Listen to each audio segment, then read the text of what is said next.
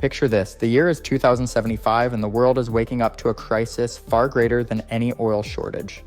Water, the most essential resource for life, has become the new currency of power.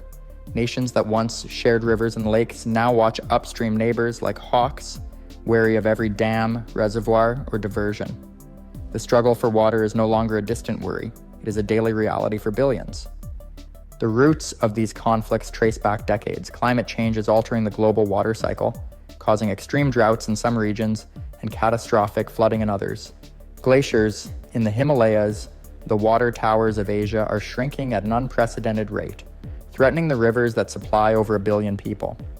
Meanwhile, population growth continues at an astonishing pace, with the global population projected to reach nearly 10 billion by the middle of the century. More people means more water is needed for drinking, agriculture, and industry.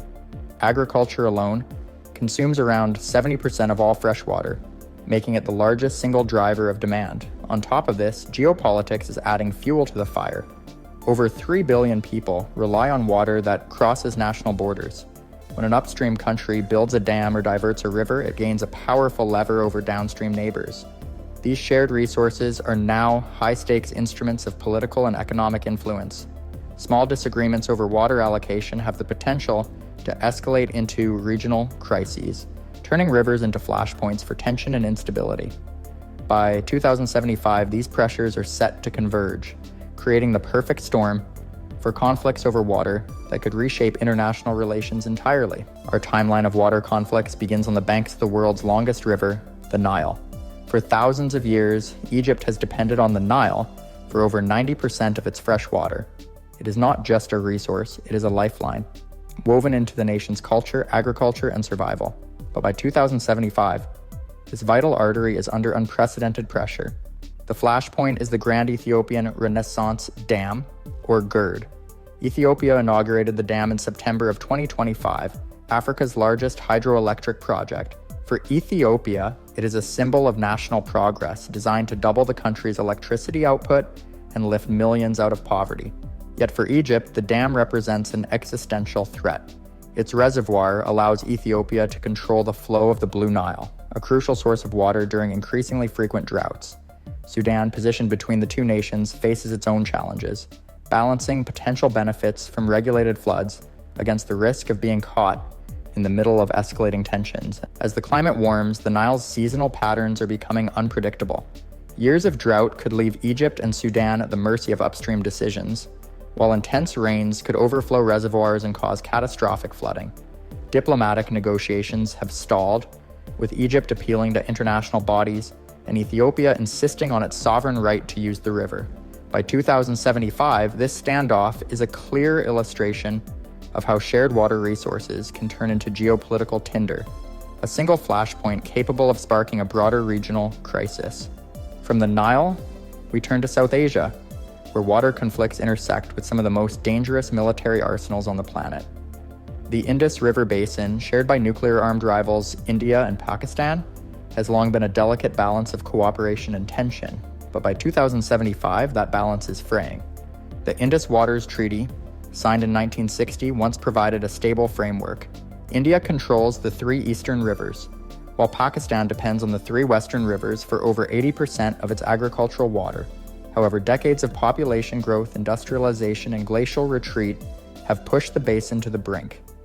In April of 2025, India suspended key treaty provisions, citing national security concerns after a regional escalation in Kashmir.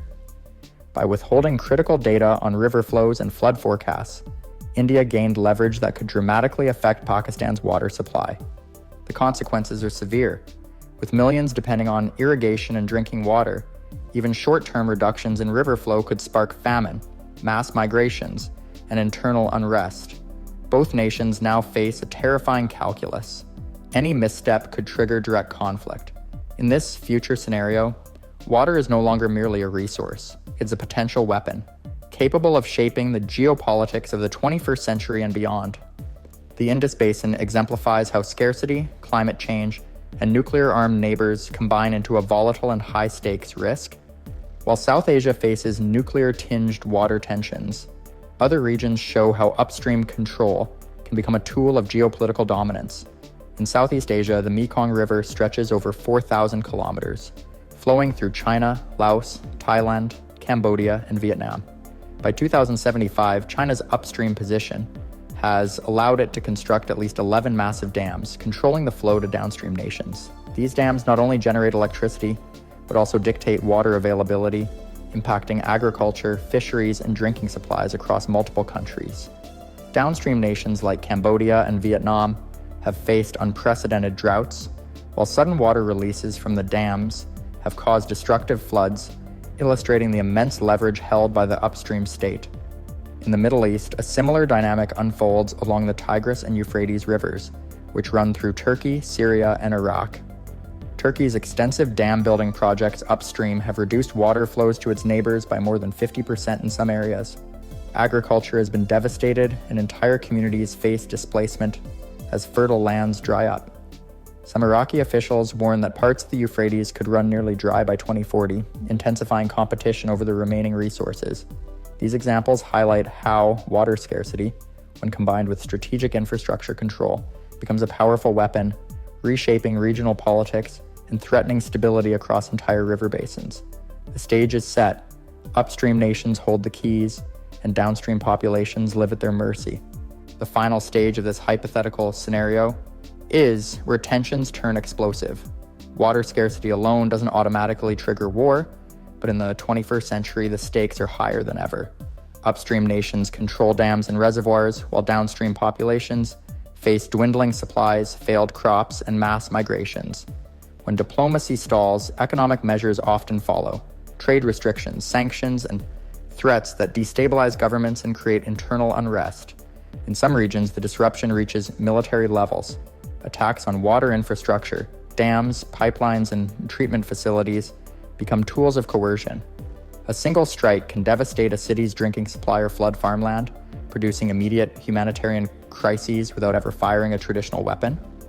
In the most extreme cases, countries might mobilize troops along rivers, guarding strategic water points or seizing control of critical infrastructure. By 2075, such scenarios could affect billions, with conflicts flaring from Africa to South Asia, the Middle East, and Southeast Asia. The consequences are global. Forced migrations increase, economies shrink, and international alliances are tested. While open war over water may be less common than forced cooperation, experts agree scarcity heightens the risk of both cross-border and internal violence. The rivers that sustain life may define the borders of tomorrow's conflicts, and the question for humanity becomes not if, but where the first major water confrontation will erupt.